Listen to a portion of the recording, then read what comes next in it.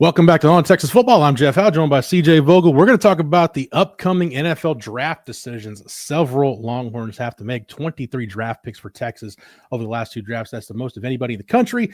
And if the Longhorns are going to add on to that, it's probably going to be dependent on whether or not some of these underclassmen or guys with eligibility left decide to declare for the draft. I want to thank one of our sponsors for this edition of On Texas Football. That's our friends over at Duck Camp. Duck Camp makes gear for folks who live for being out there, whether that's in a duck blind at sunrise or on the 40 acres for a Saturday kickoff. Born right here in Austin, Duck Camp builds best-in-class hunting and fishing apparel that works just as well for a full day in the field as it does for a long day of tailgating. From those sun protection shirts that keep you cool during those early season scorchers to their iconic game series hats that feel like instant classics, Duck Camp gear is ready for football season, hunting season, and every season in between. Get out there, stay out there, and hook them. Shop Duck Camp at duckcamp.com. And On Texas Football fam, don't forget, use the promo code ONTexas25. That's ONTexas25 for 25% off your order at duckcamp.com. CJ, let's just get with it. And, you know, what kind of got me in NFL draft mode is early Friday, Matt Miller, friend of the channel, put out on ESPN his top 50 prospects for the 2026 draft. Had a couple of Longhorns in there. One, I don't think we really need a nuanced discussion on CJ, and that's Anthony Hill. I think for all intents and purposes, and it was a heck of a game, that game against Georgia, I would venture to say Anthony Hill's played his last game as a Longhorn. I would certainly think so. Look, he's a Butkus Award finalist this year. Probably should have won the award last year. I feel like everything that he's wanted to accomplish, maybe aside from a national championship, has been accomplished here, Jeff. Of course, he was an All-American. Again, going into 2025, he and Colin Simmons were the face of your defense, and I thought he lived up to the expectations once again this year. NFL draft scouts have been wanting to see Anthony Hill in whatever the upcoming draft is, and I think they'll finally get that opportunity in the spring. CJ, he's got that Micah Parsons thing about him a little bit, where I think depending on how he's used at the next level, his NFL production could outshine his college production if somebody really puts his presence as a pass rusher to use. So again, when you recruit a five-star guy, CJ, this is exactly the return on investment you expect. Yeah, and it's unfortunate. Yeah, you want them for the fourth year, but that's what you get when you get the guys that live up to those five-star billings, right? Kelvin Banks being another, Jatavian. I mean, like that's what you get. You get three, and that's it. So the memories were certainly there, and I think he certainly left this Texas program in a better spot than he found it in. So credit to Anthony Hill. He took care of business, and he's about to go get paid in the NFL. CJ, another guy who could get paid if he chooses to come out is Trevor Goosby. Now, I mentioned that in those Matt Miller rankings. Anthony Hill was number 30 on that prospect list. Matt's got Trevor Goosby in his top 15 at number 15. We know the measurables check out top notch. The athleticism, Trevor Goosby will likely, whenever he goes to the combine, he will blow up the combine. The question, CJ, is one full season as a starter enough for him, or does he feel like he can come back and maybe potentially be a top 10, top 5 type pick in 2027? Yeah, I think that's what you have to juggle. Now, if he's getting top 15, comps, hey, see you. That's what you've wanted to accomplish, is to be a first-round pick. And if that's where teams see you, I don't see why he would ever return to the University of Texas. Now, if there are mixed reviews, maybe he falls to a third or fourth-round guy after one, season of play, Jeff. I think it's very easy to point back to Cam Williams and say, well, a second year certainly would have helped his stock. Right now, I know that's not apples to apples, but that's kind of the comparison you can make from both. So, yeah, I think there's a decision, not to mention his brother will be on campus next fall as well, playing basketball. So for the Goosby family, what decision comes into play? How much of it will be, hey, we got both brothers on campus. Let's enjoy it one time while we can. And, of course, Texas for a star left tackle, I'm sure we'll pay whatever it takes to make sure Archer's blind side is taken care of. Yeah, I would like to see Trevor Goosby come back one more year again. He could do the Amaris Mims thing and be a first-round pick potentially, just off the athleticism and the upside. But, like I said, maybe in terms of dollar amount, in terms of maximizing your value, does one more season maybe give him a top 10, top 5 type? Is he in the mix to maybe be the top tackle in the 27 draft? Or maybe he's there right now. I don't know, CJ, but a mutual friend of ours told me at the Cotton Bowl way back in January, when it was sounding like Cam Williams was going to come out, he told me, he said, I just hope he's getting advice from someone other than mockdraft.com, and he's really listening to people. So Trevor Goosby is going to have really good people around him. But CJ, that advice I think applies to pretty much everybody else we're going to talk about today. We'll just go around the horn position by position. Let's start with Trey Wisner. And my opinion is, hey, that position has such a short shelf life. I don't know, CJ, what else Trey Wisner can do at the college level to really elevate his draft stock beyond what it is right now. Yeah, I know the numbers this year took a hit, I think, obviously, as a result of the offensive line and some of the inconsistencies up there played a factor. But I'm with it, about 1,700 yards over 2 seasons as kind of the feature back and a pretty good Texas offense. What more do you need to show? He showcased that he will put his head and his body on the line for pass protection. He can run in between the tackles at times. His outside zone game is really good. He can be a special teams ace for you as well. I think he's shown exactly what he's needed to in the time that was necessary, right? Again, this was not a guy that was expected to be a 3-and-done player for the NFL, but he's played his way into that conversation. And I'm with you. What more do you need to prove from the running back position that over the past 2 seasons you've not kind of displayed in the Texas backfield? I think it would be best for Trey Wisner to head to the NFL. I think for Texas, I think it would be beneficial for both sides. I'll credit our colleague Jerry Hamilton. And when you look at Wisner's numbers, the downside to his season was he missed the 3 games where he really could have piled up numbers. San Jose State, UTEP, and Sam Houston. He was out of action with injury those 3 games. So his rushing yardage numbers could look a lot different if he had played in those games where he really could have padded the numbers. But regardless, I'm with you. I tend to think he's going. CJ, it will group wide receiver and tight end together because it sounds like Jack Injuries is going to be one and done at Texas. That's what all the intel has told us. We'll see what happens, but it sounds like he's moving on. And I'm going to give you the floor to talk about DeAndre Moore and what his future might look like. Yeah, I think first and foremost for Jack Injuries, it's interesting, right? Because in that same Matt Miller, kind of look ahead to the NFL draft, I think he was tight end number 4, or he was in the top 5 of tight ends. And, kind of sitting there saying, well, it was kind of a down year for the tight end production. But if that's, again, kind of the comp and kind of the projection for him, it would make sense to go to the league. That would put Texas in a spot where maybe tight end becomes a priority for a veteran piece. But for DeAndre Moore, I think he has played his last snap at Texas. Is that to the NFL draft? Is that to the portal? I think there's a decision to be made, and that's based off of what I've heard behind the scenes over the last month or so, going back to probably around the Georgia football game. So now, what does that mean for Texas? I think that they're in a good spot, obviously, with 3 true sophomores set to return for 2026. But for DeAndre Moore, a decision will come. And if that's to the NFL draft, look, that's a 2-year starter in an offense that put up some big-time numbers. He made some big-time plays, but he's going to have to test well, and he's going to have to show off once again that he's willing to do the dirty work and that his hands will be just fine at the next level, Jeff. Yeah, CJ, I think DeAndre Moore right now, from going back to last year, I think Jaden Blue is in a pretty similar spot. Yeah. At the time, again, hindsight is 2020, but the staff believe in CJ Baxter's coming back off the injury. Hey, Jarrett Gibson's growth going into his second year. What's that going to look like? I think for Jaden Blue, it's kind of a similar deal. Hey, if he's going to play college football in 2025, it's not going to be at Texas, but he went ahead and bet on himself, ends up getting drafted by the Cowboys, and he's in the NFL now. So we'll see what happens with DeAndre Moore. CJ, let's go to the interior defensive line because Hero Kanu does have a year of eligibility left. He did participate in senior night. He said he hadn't made a decision yet. I think he's one to me, CJ, that could go either way. He could choose to come out and maybe he's kind of a middle round draft pick, or maybe he decides to come back to see if he can maximize his stock with one more year.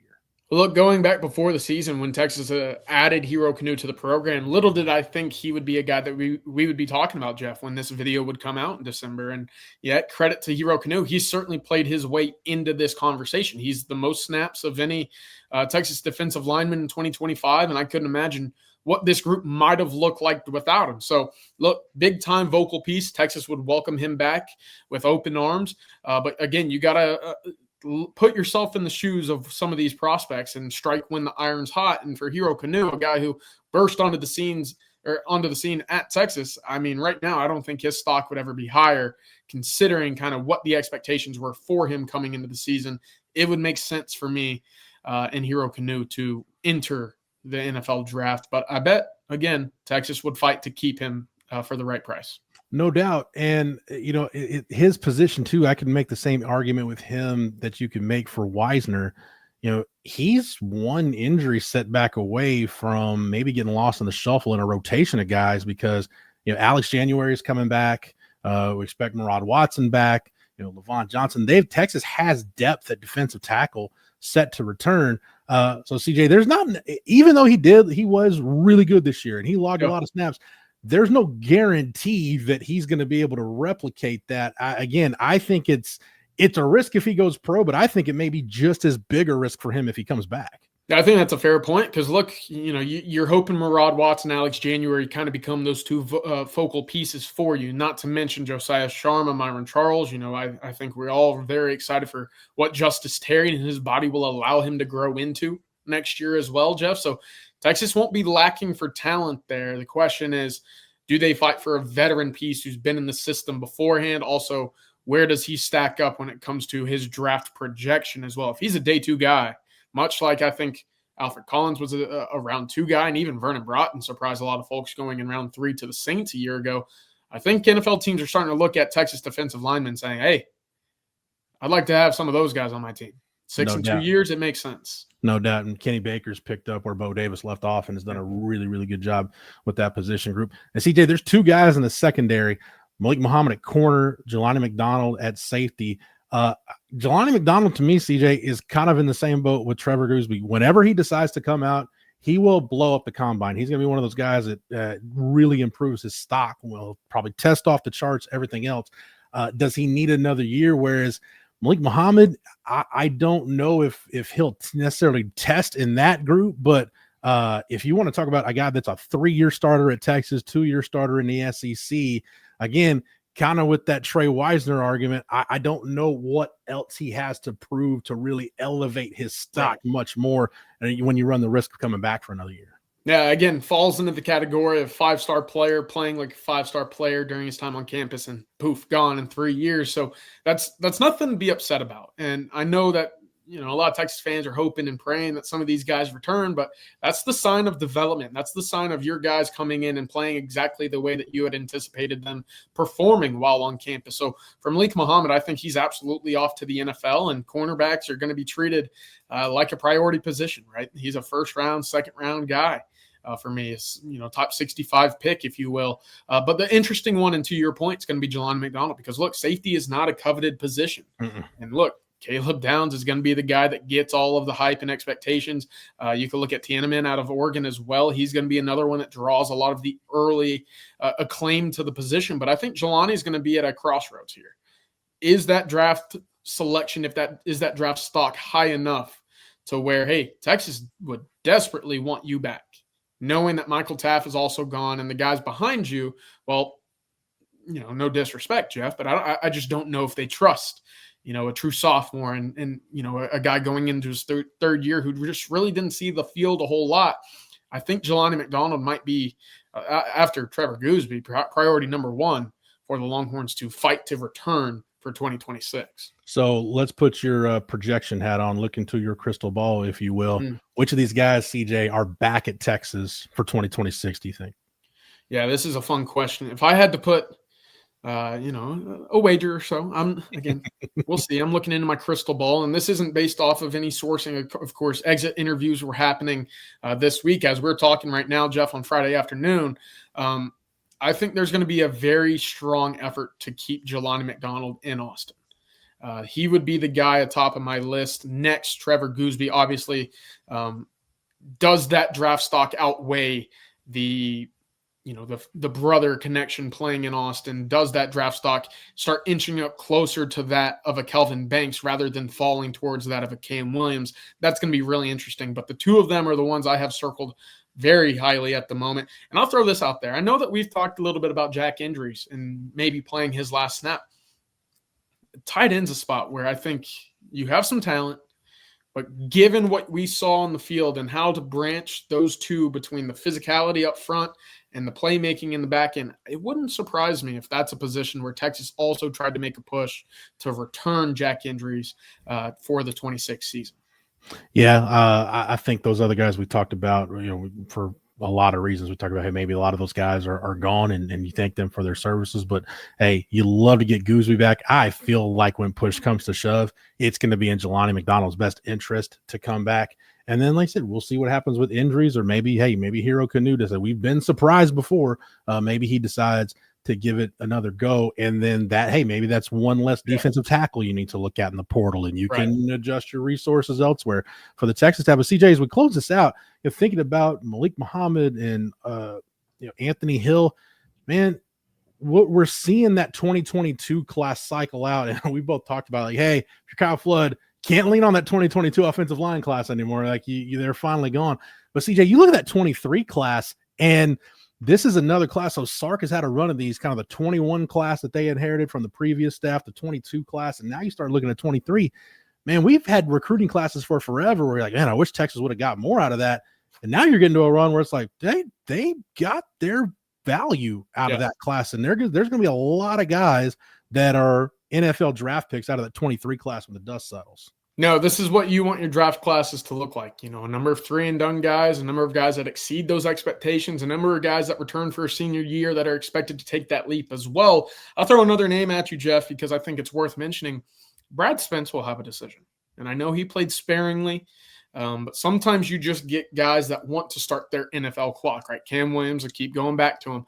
One of those guys that just wanted to get into the NFL, said, hey, I'm out of this school thing, right? Class not necessarily for me. I'm not saying that's the case for Brad Spence, but, based off of his production at Arkansas combined with what we saw this year, edge rushers will always be a guy, always be a premium in the NFL. And, that's a guy I've had circled as well that will be making a decision in whether to return. Right now, that's where I lean for him versus headed off to the NFL. Yeah, and the news that we got on Friday, the other variable that's been thrown into this, SEC presidents voted to go from 85 to 105 on the scholarship. So, CJ, just to wrap this up, when we talk about Sark and Brandon Harris and this organization, the critical decisions they've got to make this offseason, they probably had a hint that this was coming, but man, you got resources, you've got scholarships, you got a lot of things to work with. Now you just got to go push the right buttons to get this roster ready for 26. And that's exactly it. And I think, again, following what we know from the 2025 season and the concerted effort to get, enough portal pieces while having enough depth to sustain a number of injuries. Look, I think this roster is going to look pretty different 2026, not to mention there's going to be a fight to retain a lot of the key talent. Now, Texas will be aggressive, I think, in the portal and with roster retention. Look, you got one more year before we're sitting here talking about Arch Manning's decision next December, right, Jeff? So you got to maximize it, and I think Texas knows exactly what is ahead of them when it comes to bolstering and maximizing that roster and window for the Texas Longhorns in 2026. Well, you've seen Ohio State, Penn State, a couple other schools have that year where they're all in. I think it's safe to say, CJ, we're looking at 2026 being the year where Sark and company are just pushing all their chips to the middle of the table and trying to go win a national championship. Not that they have in other years, but this is really the year where you've got to maximize this window. All right, let's thank one last sponsor here before we wrap this up. That's our friends over at Hays City Store. There are very few restaurants that once you go to them, you just know right away it's a special place, and Hays City Store is one of those places. Scratch-made Texas comfort food is what they're all about. They've got their famous truck stop enchiladas, the award-winning chicken fried steak, the homemade desserts. It's all good, and it's all made from scratch. They've got live music 6 nights a week, plus 50 beer taps, ice cold long necks, tasty margaritas. They've got 13 TVs in their ice house. Perfect setup for game day. And if you're out there on Sunday, you get that brunch menu every Sunday from 10 to 3. Hays City Store is dog friendly. They've got a tree net for the kids, plenty of space to run around. So gather up your whole crew and head on out to Hays City Store for more information. Check out the website at HaysCityStoreTX.com. Hays City Store, it's uniquely Texas. CJ, thank you for the knowledge and expertise as always. Thank you to Matthew behind the scenes for producing it. Thank you to the entire On Texas Football staff. Thank you to Duck Camp and Hays City Store for sponsoring it. If you're not a member over at ontexasfootball.com, make sure you get over to the site right now and sign up using the promo code OTFOG, and that'll get you 1 year of access at ontexasfootball.com for $39.95. Make sure that you like this video and that you're subscribed to the On Texas Football YouTube channel. That way, whether it's here on the channel or on the site, you're not missing any of our Longhorn coverage all year round. For CJ, for Matthew, for the entire On Texas Football staff, I'm Jeff Howe. Thank you so much for watching and listening, and until next time, hook 'em. Hook 'em.